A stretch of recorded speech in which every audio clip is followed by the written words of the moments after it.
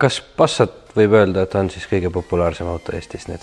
Ma arvan, et ta on niisugune tugev top 3 pill küll. Vaata, me oleme Lõuna-Eestis ka praegu. Põlva on lähedal, jah? Passat nagu siit allapoole nagu on teema.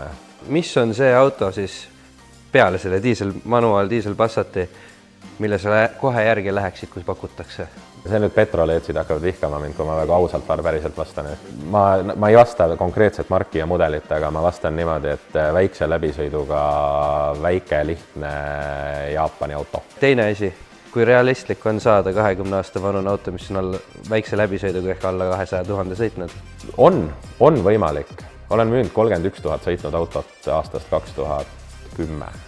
Euroopast meil ei ole tihti nagu infot, meil on hooldusraamat tihti tühi ja me ei tea, nagu, mis seal toimub.